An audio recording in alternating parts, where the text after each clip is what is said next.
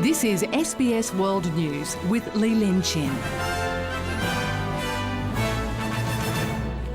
Good evening. Legendary boxer Muhammad Ali, known as the greatest of all time, has died aged 74. A three-time heavyweight world champion, he was being treated in an Arizona hospital for a respiratory illness. Ali transcended his sport to become one of the most famous figures of the second half of the 20th century. This flashy-looking shadow boxer is the young man the whole boxing world is talking about. He burst onto the scene as a young and talented boxer, and he knew it. That makes me rumble. Don't we rumble? Float like a butterfly and sting like a bee. At 18, Cassius Marcellus Clay Jr. won gold for the US at the 1960 Rome Olympics. 4 years later, he challenged Sonny Liston for the world title. I'm young, I'm handsome, I'm fat, I'm pretty, and can't possibly be beat. True to his word, he beat Liston in 6 rounds to become the heavyweight champion of the world. He did it a second time against heavy hitter George Foreman 10 years later. Decades on, the Rumble in the Jungle is still being celebrated as one of the greatest fights in history. And in 1978, Ali was crowned heavyweight champ for an unprecedented third time after defeating Leon Spinks. His bouts were legendary. But Ali was also known for his fighting spirit outside the ring. He was outspoken against racism, was an icon for the US civil rights movement, and became one of the most famous conscientious objectors to the Vietnam War. My name is a white people, not Viet Congs or Chinese or Japanese. You my opposer when I want freedom. You my opposer when I want justice. You my opposer when I want equality. You won't even stand up for me in America for my religious beliefs, and you want me to go somewhere and fight, but you won't even stand up for me here at home. His stance found him guilty of draft dodging. He was stripped of his boxing license and world title. It took 4 years before his conviction was overturned. At the age of 40, Muhammad Ali retired for good. His health issues in recent years have been complicated by his long battle with Parkinson's disease. Whether or not boxing was the cause continues to be debated. Paramedics were called to his home on Tuesday. He was in hospital being treated for a respiratory infection.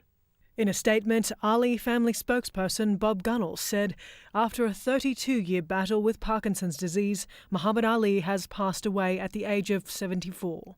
The Ali family would like to thank everyone for their thoughts, prayers and support and asks for privacy at this time. Former rival turned friend George Foreman tweeted, Ali, Frazier and Foreman, we were one guy. A part of me slipped away. The greatest piece. Last seen here in April, the 74-year-old appeared frail and drawn. But for most people, Muhammad Ali will be remembered for his strength, skill, charisma, and forever as the world's greatest. I am the greatest. Julia Clixto, SBS World News. And he certainly is. CNN reporter Dan Simon joins us now from Phoenix, Arizona. Dan Simon, how do you think the American people will react to the death of such an iconic figure?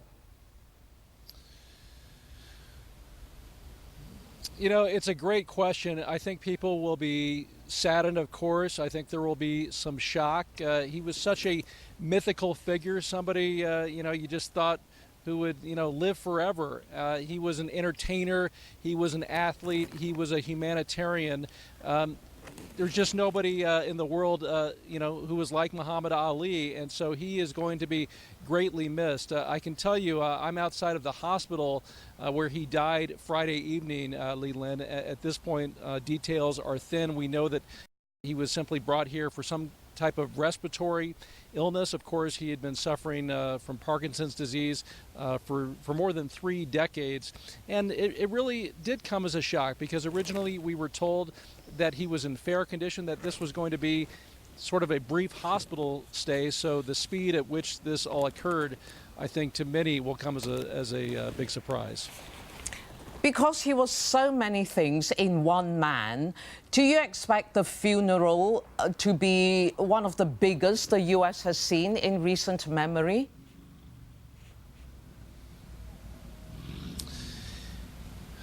That's another good question. We don't know the details in terms of what will happen at the funeral service or the memorial service. We don't know if it's going to be open up to the public, for instance, or if this is going to be a private family affair. Sometime tomorrow in the Phoenix area, we are expected to hear details about what may be in store.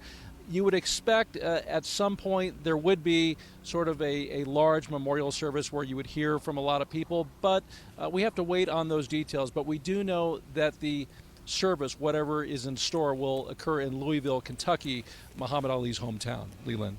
Thank you so much for talking to us. Dan Simon reporting there from Phoenix, Arizona. Tributes are flowing in from around the world for Muhammad Ali, who died today, aged 74. For more on the Ali phenomenon, reporter John Baldock spoke to boxing writer and commentator Paul Upham about how the fighter's appeal spread far wider than the sport. He was a lovable rogue. He was the original trash talker in many ways, but he was actually one of the most hated men in America.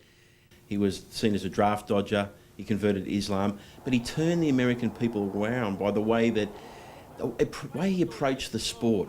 Muhammad Ali transcended boxing. He wasn't just a boxer. He was a humanitarian. He gave back to the people, and the people loved him. Many people watching this weren't born when he retired from boxing. What's your own personal memory of watching him fight? There was something about him, the way that he got through to people, that people knew that he was something special.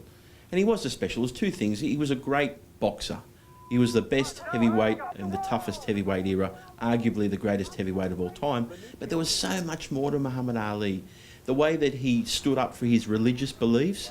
He was convicted as a draft dodger, and he did not box for 3 years of his prime in his middle 20s. And that religious conviction that he had, that he wasn't going to join the American army, I think people saw that later on, that he was sincere in his beliefs. The Olympic torch in Atlanta shocked a lot of people. Was that a shocking moment for you to see him when he came out to light the torch? People who loved him so much, to see him suffering in such a way, that really made them sad. They really felt for him, the way that he had cut through and transcended the world. There was a stage there in the 70s and 80s. He was the most recognisable man on the planet. He called himself the greatest. Do you think he was?